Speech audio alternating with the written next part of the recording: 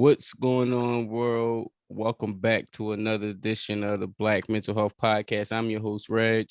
Joined today with me is a very, very special guest. I love having type of conversation. I say that often too, Timothy, but certain conversations at a different element. So I love different type of conversations and even trusting your vulnerability and you having this conversation on the platform. I genuinely appreciate that. But I don't like to introduce people because I don't want to mess up no credentials. Y'all work hard. You already told me your age off air and how many years you've been putting in a lot of work. So please introduce yourself to the people. Well, my name is Timothy Paul Brown, also known as Poetic Madman.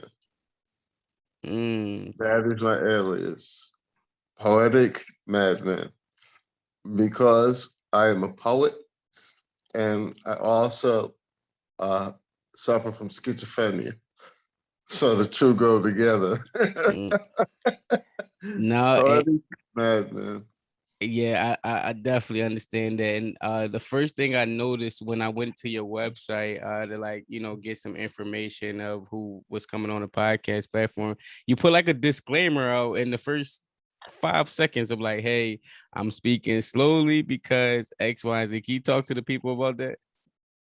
Well, I've been taking medications regularly since I'm 19 years old.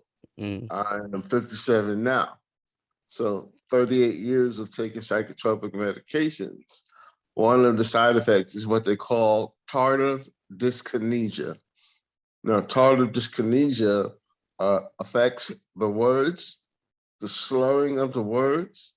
It affects other movements of the body, but mainly the slurring of the words has been what has affected me the most. So I try to speak as slow as possible, try to enunciate my words the best I possibly can. But even then, sometimes people have to ask me to repeat myself. So that's just a condition that has been developed over the years. But I have a choice. Either I worry about my physical disabilities, my slurring my words, or do I have my mental faculties? And I choose my mental faculties.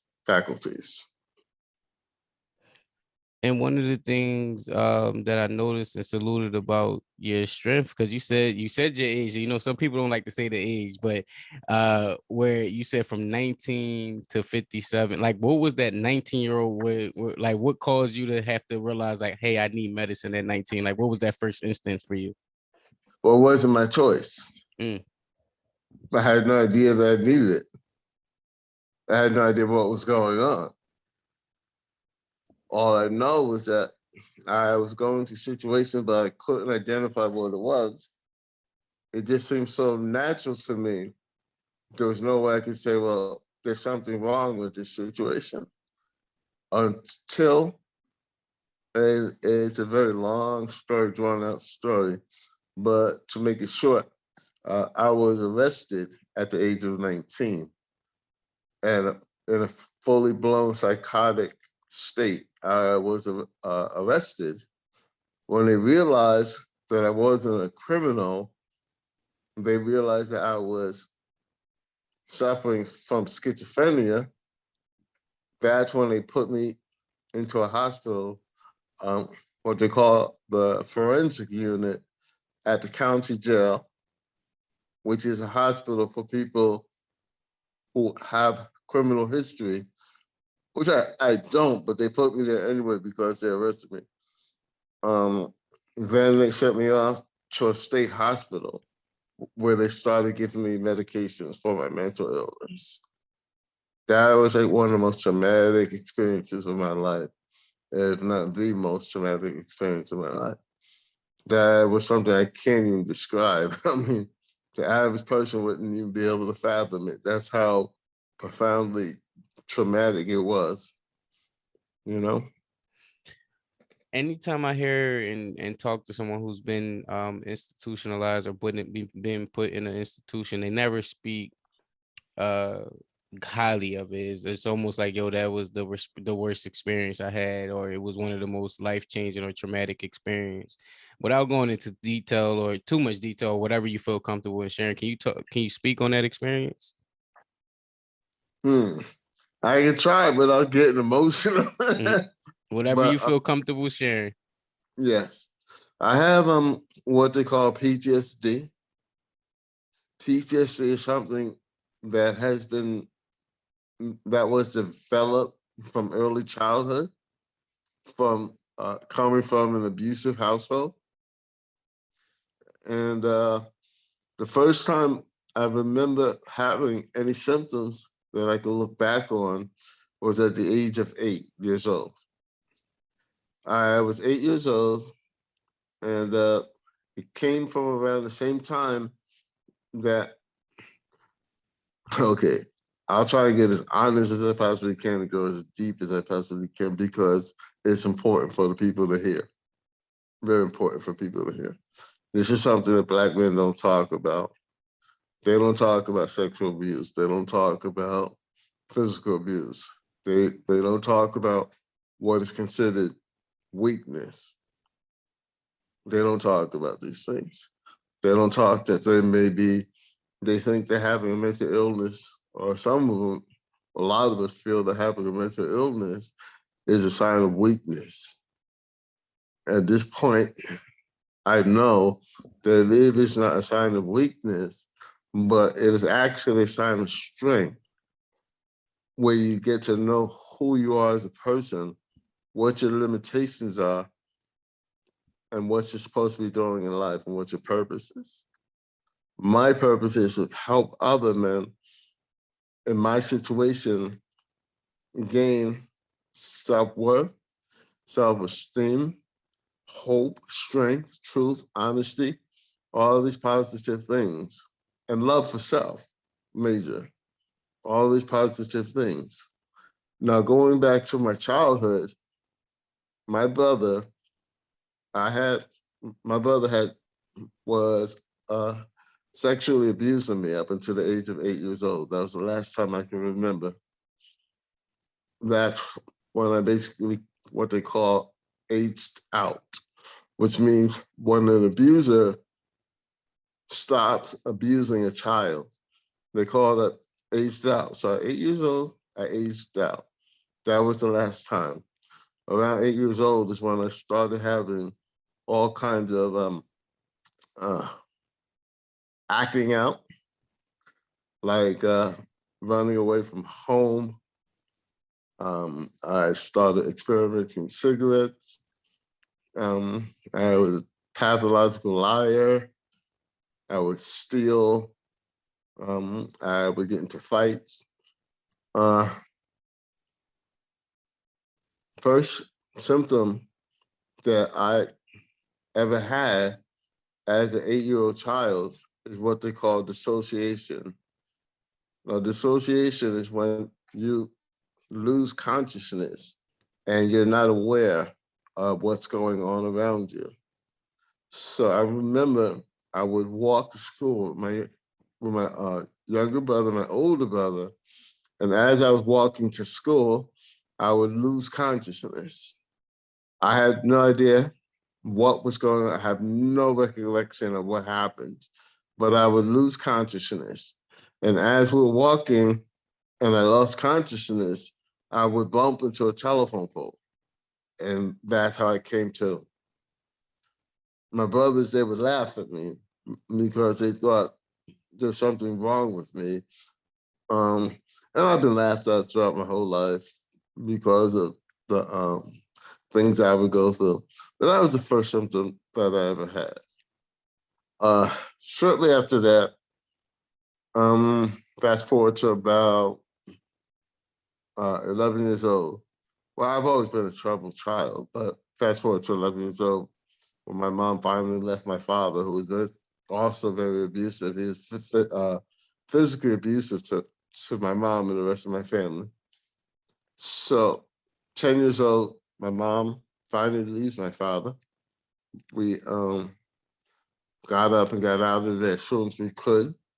And At around the age of 11 years old was the first time that I've ever experimented with marijuana.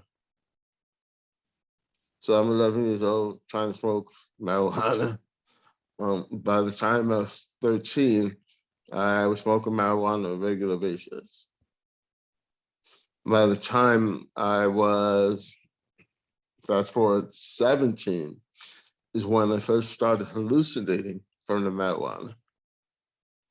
I remember when I started hallucinating, I would hear voices coming from long distances, like miles away, people talking about me, how they want to hurt me, or how they want to kill me, how they want to rape me, how they want to do all kinds of different things to me, bad things. And they were so scary hearing these voices, and they would seem so real that I would just start up and running from the voices. Now, mind you, the whole time, I had no idea that there was something wrong with this. That is the thing with people with schizophrenia. They have no idea that something's wrong. They just take it as you see the color of my skin is black. That's how schizophrenics takes their illness. They see it as so natural. They don't see, and they can't objectively say there's something wrong with this situation until there has been an intervention. I had my first intervention at the age of 18. Okay, what happened was I was thrown out of my house for various reasons, for stealing, lying, carrying on. I became homeless, right? So I'm walking the streets for about a month, maybe a little more than a month. I'm on the street, no way to feed myself, nowhere to sleep. So I slept wherever I could find a place to sleep, including buildings. I would sneak into park benches, and wherever I could find a place to sleep. Mm, I'm trying to get as much of the story in as I possibly can. It's your time, man. I'm letting you go. You Yeah. answering every question I would ask anyway. So go ahead, take your time. Okay. Now, during the time that I was homeless, I was still finding a way to actually get high. How I did that, I have no idea because I had no money.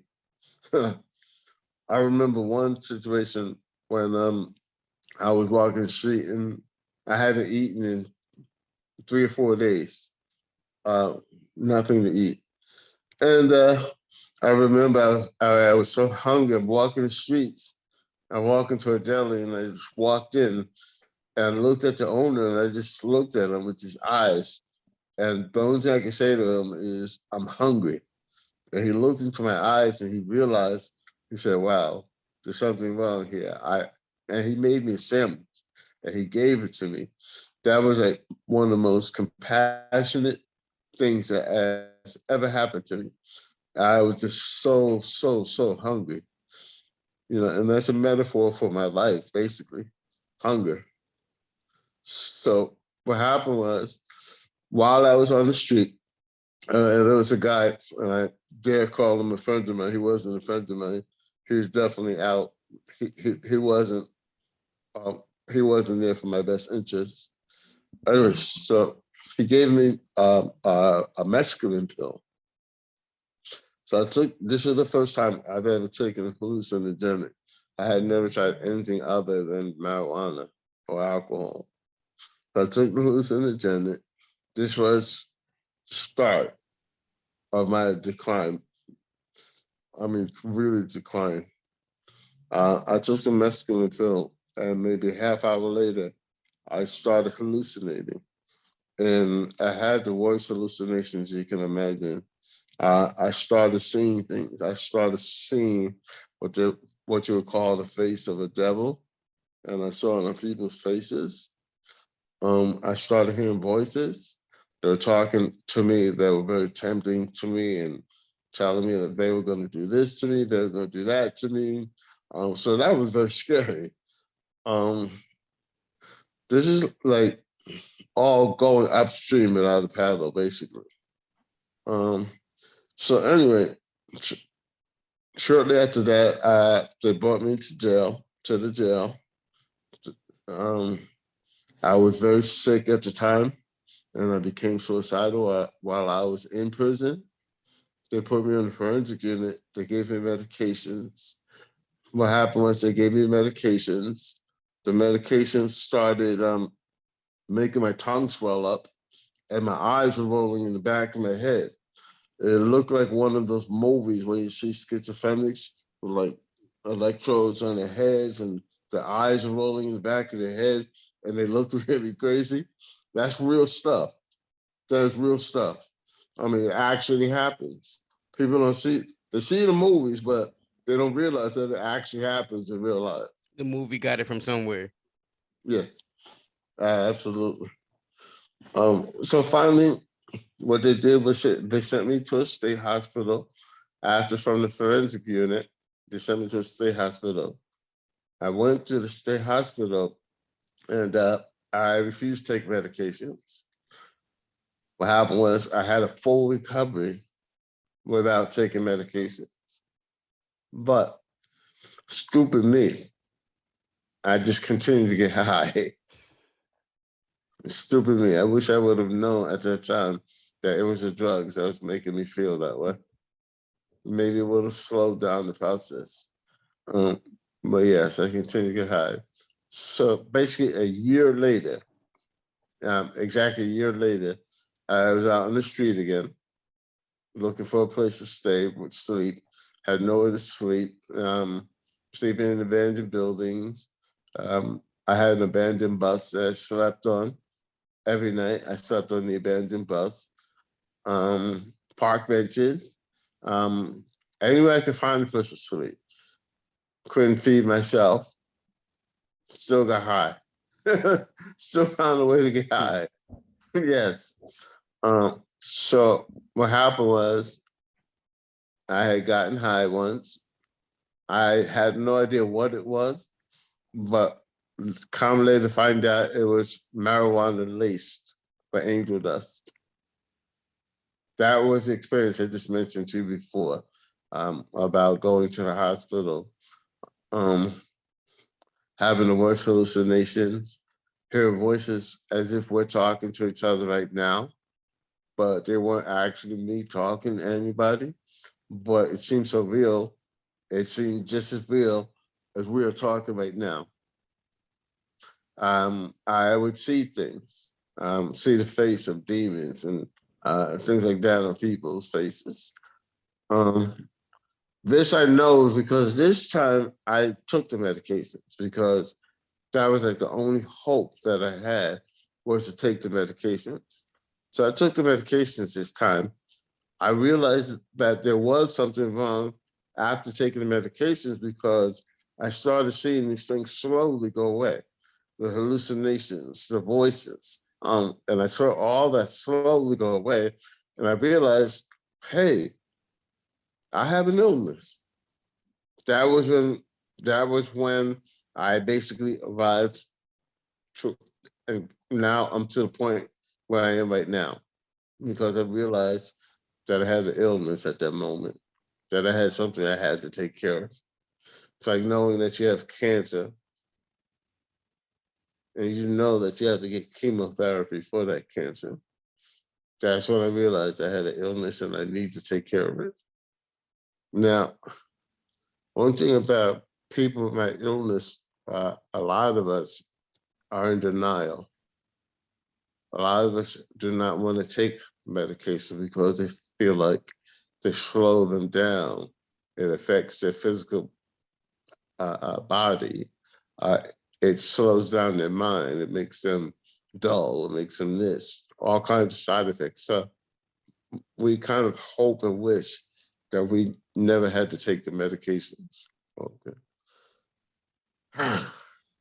So I was in denial for a long period of time. I took the medications. I got better. I had full recovery. But it got to a point where I said, you know what? I don't like this anymore. I think I'm fine. I don't need this anymore. So I took myself off the medications. And sure enough, I ended up in the hospital 6 months later. So this was like a revolving door, repetitive, all the time, one after the other, every single time without fail. Turns out that over the years, I had over 30 hospitalizations. Wow. Over 30 over the years. So from the age of 19 to the age of, let me see, in 2017. From the age of 19 to the age of 52, 53, I had over 30 hospitalizations. So I had been through the ringer. Um, during the whole time that I was going through the whole hospital situation, and the time I was going to the difficulties of my mental illness, I had written poetry. I've always written poetry from the age of 10 years old.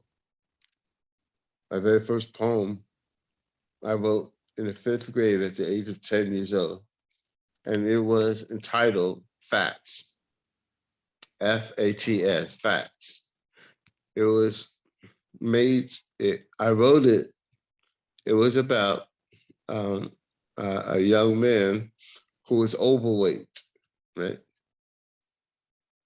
So the kids would bully him and they would laugh at him and call him names like fatso and this and that. So that was what you would call fat shaming and bullying. That's what they call it today. But this was back in 1974. And I could see that in 1974, even before it became a thing. Before it became, you know what I mean, right? Yeah, before it got popular. Before it got popular. And I could see that at 10 years old. Wow. So that was my first poem. My teacher was like, wow, this is brilliant. So ever since then, I have been writing poetry. Right.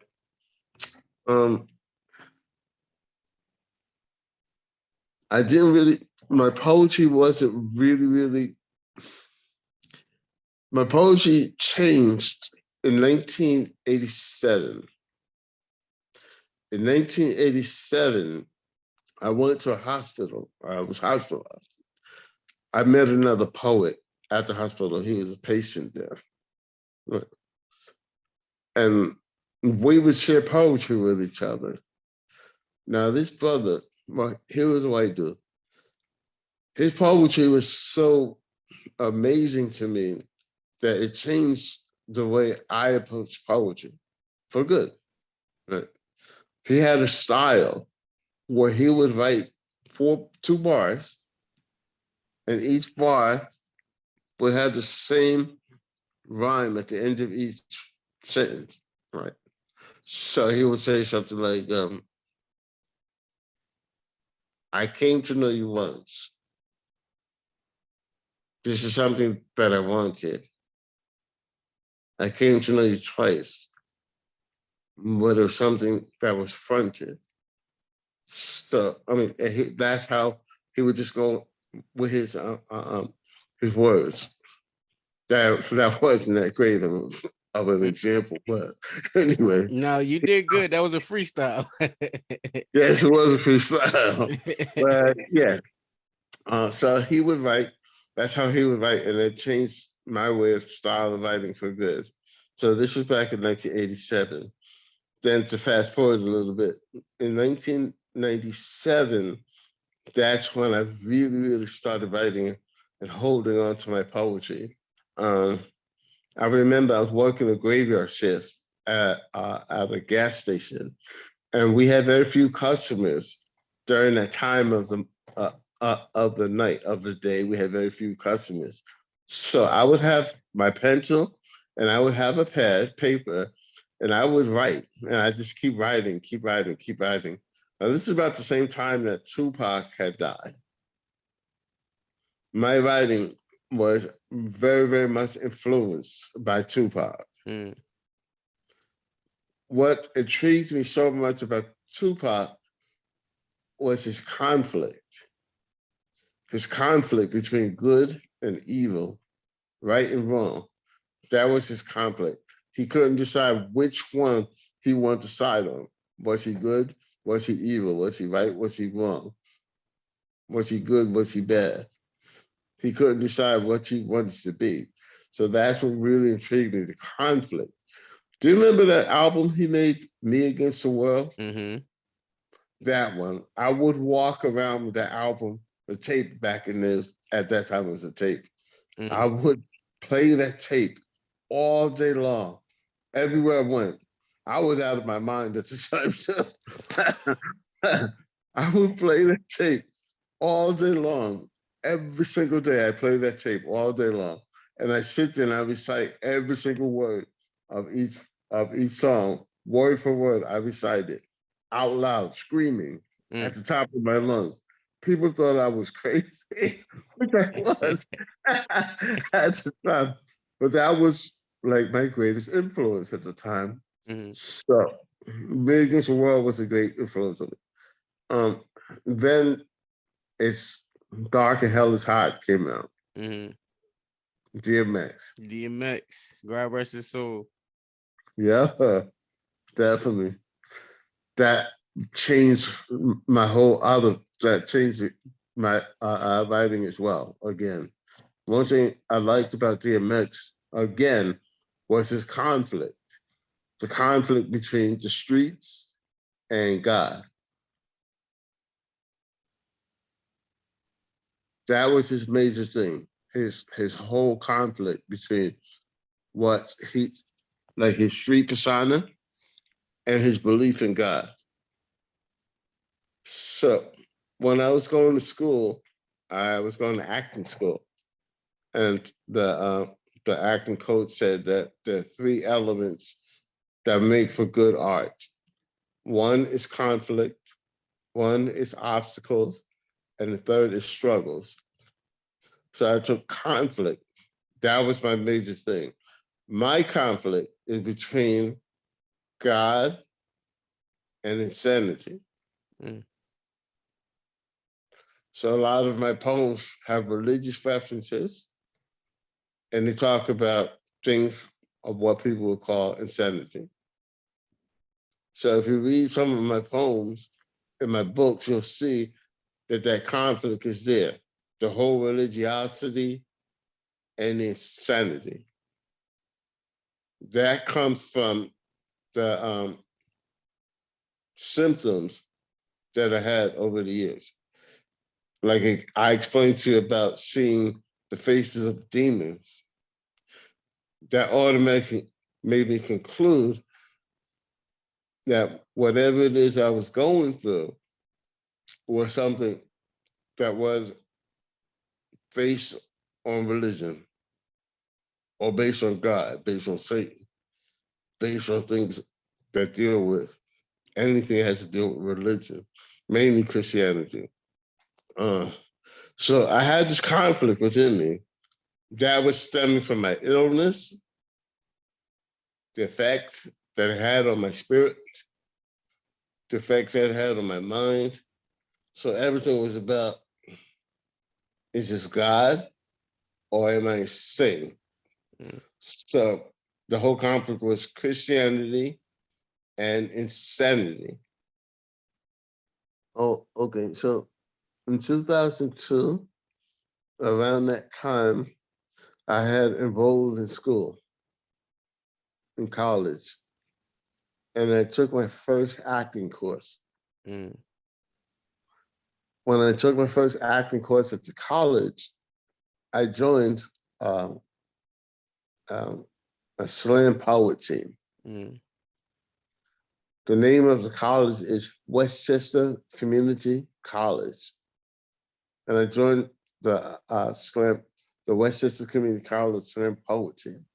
Right. So what we would do is I would write a poem, like maybe once a day I was writing a poem. and we would perform these poems in New York City. The name of the place is called the Bowery Poetry Club, and we would compete with other community colleges in the neighborhoods, like Bronx Community College, Queens Community College, and other colleges we would compete with. And this was a great experience for me because I learned how to perform my poetry as opposed to just writing poetry. So this was a great experience for me. Not only was it great because I was performing poetry, but I was writing on a regular basis. Okay. I went for, I stayed there for maybe like 4 semesters. I took up other courses. I took up piano. I took up guitar. Took up vocals. But mainly the acting was the greatest part of it. That's where I learned how to talk to people. I learned how to ad lib. I learned how to find to work on social cues and things like that. These are things that I never really had in my life because my life was so awkward. I was different to most people. People couldn't understand me. Heck, I couldn't understand me. I couldn't understand me. So this acting really helped me out dealing with people in general. There are a lot of things that contribute to my mental health today. Mainly one, poetry, number one. Family and friends.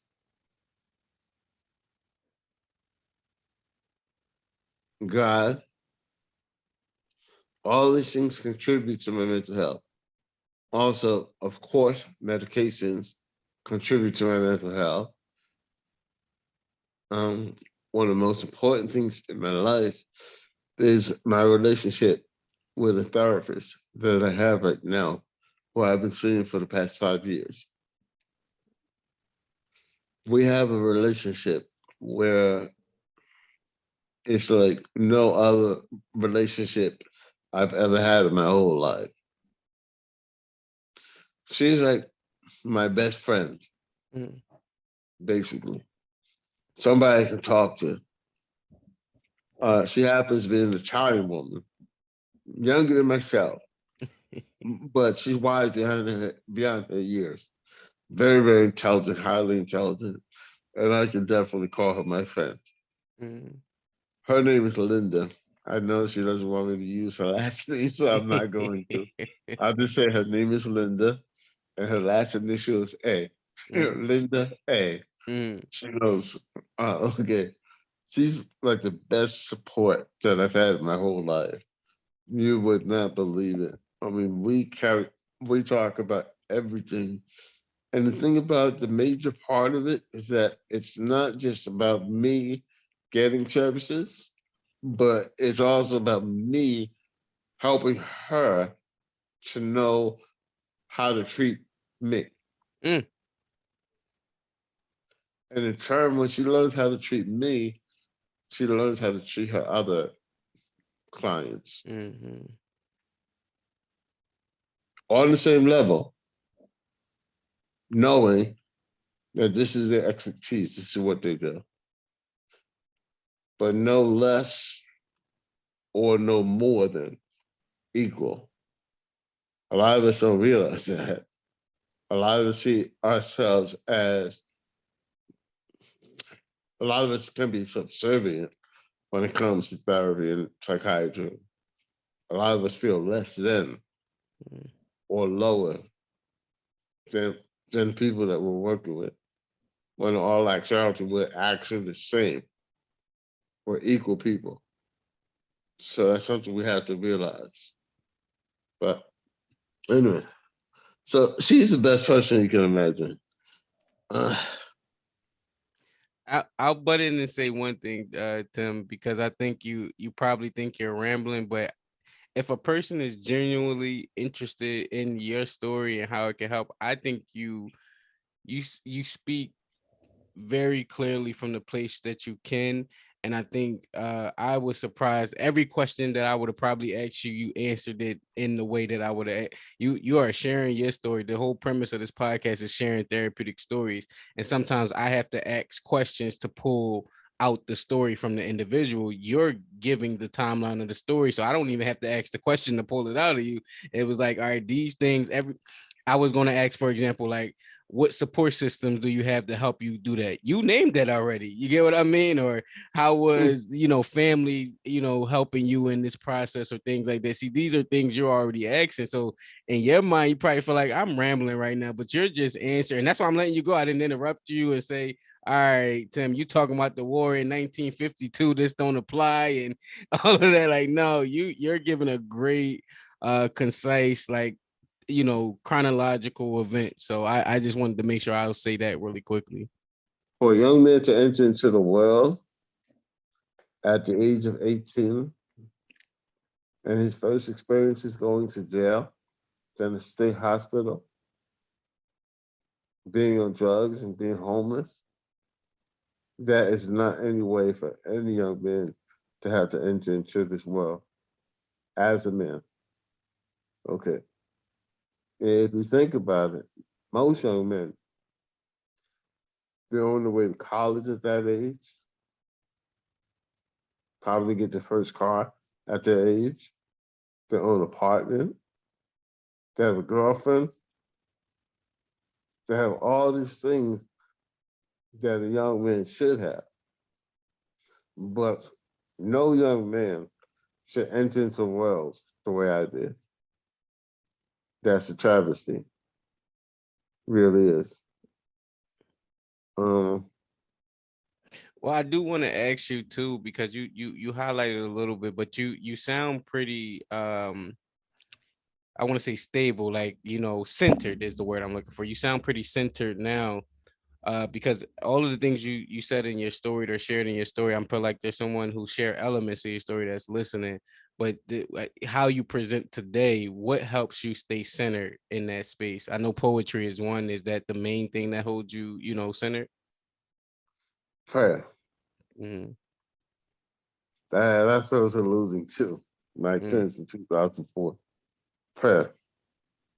I remember in 2004 when I was hung out with people. Well, I was hanging out at like soup kitchens, food pantries, um, hanging out with homeless people. Not that there's something wrong with that, but I mean, that was just what I knew to be true. That was my life. Uh, Smoking cigarettes, drinking coffee. That's all I did. Those are the people that I hung around. People that weren't going anywhere in life. I hate to say that, but it's true. Those people, all of those people are not in my life today. Not one of them. I had to let them go because it would have pulled me down faster than it would have pulled me up. So I had to let that go. I got one question for you. As a that one final question. What do you say to the person that shares elements of your story and they're in the beginning of the journey, like and how to navigate certain things? Because I always think about the person who resonate from what you're saying during this conversation, and it's like, all right, well, now what do I do to get help or support? Hmm. Think about like when you were like just out, like you said, sleeping outside bus stations or train stations or wherever you can. Like, what's the first steps of like getting in recovery and finding your center again, finding up back a place of wholeness? My whole thing, and I just let the rabbit out the bag. My whole thing was try to find some kind of spirituality first. Mm. It's hard to say for somebody to say, go to a doctor, go to a therapist, do this. A lot of people, what they call MICA, uh, mentally ill, chemically addicted. They have to go to meetings like Narcotics Anonymous, Alcoholics Anonymous, which I did for years. Only come to realize that that wasn't my situation, that I am not an alcoholic or an addict. I'm just a mentally ill person who is life or death. And if I choose to decide to get drunk or high, whatever, it's a matter of life and death for me. When I was there, I was in the rooms with hardcore drug addicts, alcoholics. I mean, people who would use so much that they would use more in 1 month than I have actually in my whole life. Mm. By the time I was 19 years old, I was done.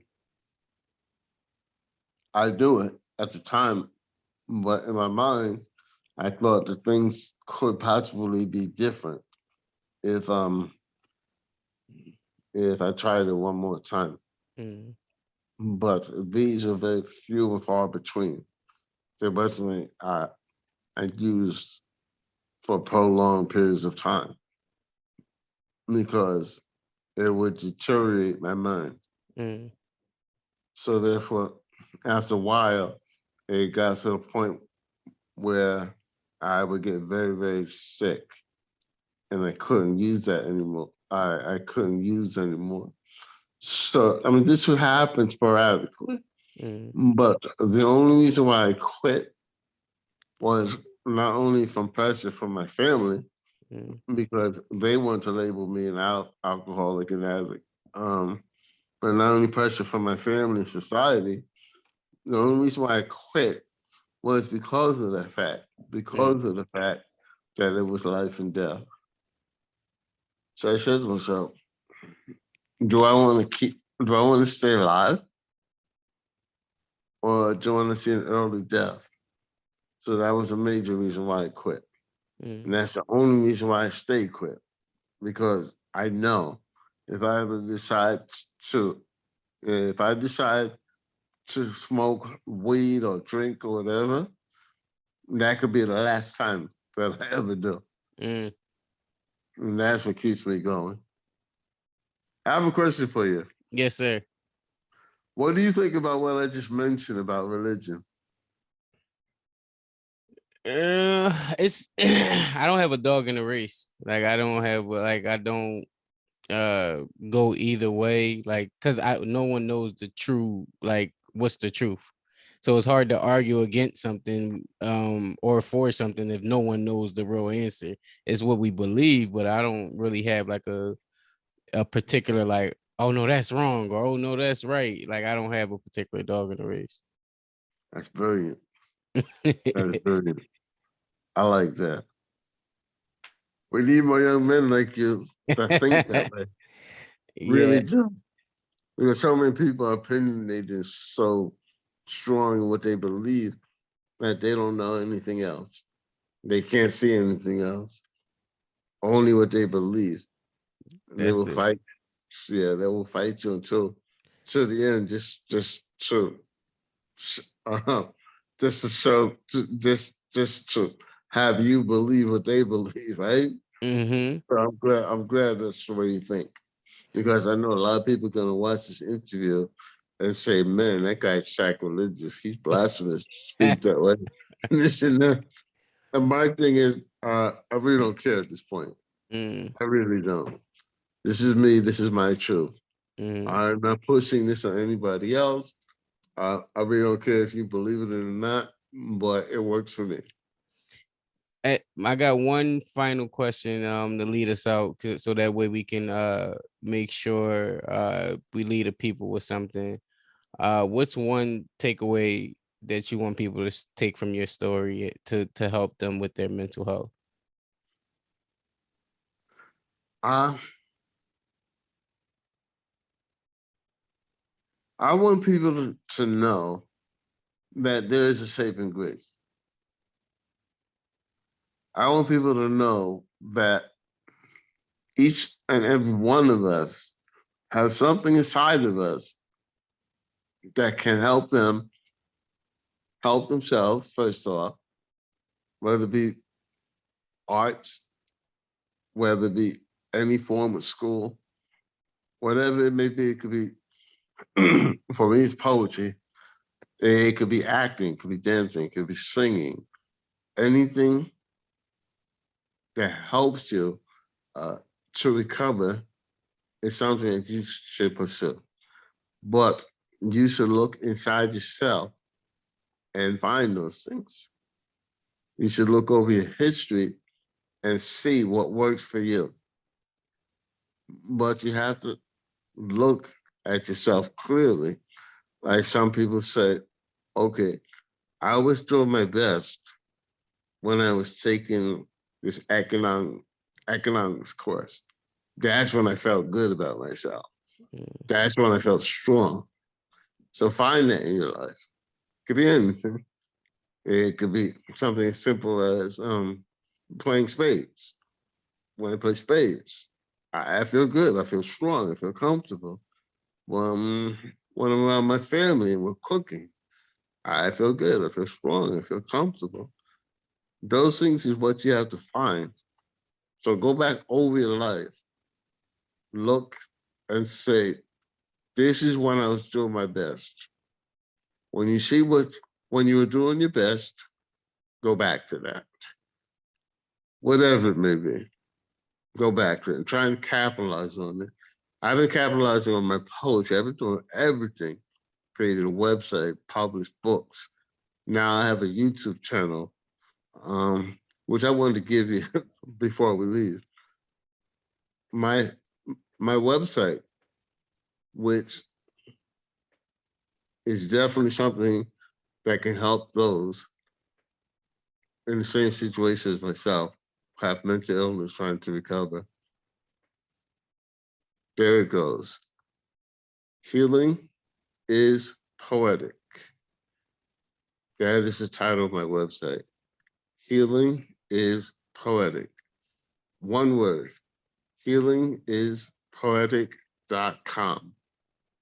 When you find that, you'll find my books, you'll find my testimonies, you'll find my reviews, you'll find my poetry. Yeah, if you can scroll down a little bit, you can see the testimonies and reviews. That's my brother right there. He's giving me a testimony. Then there's a friend of mine. He's an award-winning journalist. He gave a testimony. You scroll up a little bit. They gotta go to the website. I was just giving them a taste. Let them go find it for themselves, so that way they can go definitely see it. Okay. The last thing I'll mention is my YouTube channel. My YouTube channel is Poetic Madman's Truth.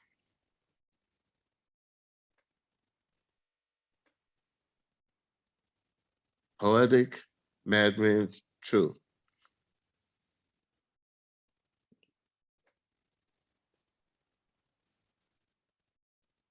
And make sure y'all subscribe to the page and check it out. I had them up ready so that way they can go see it and get it.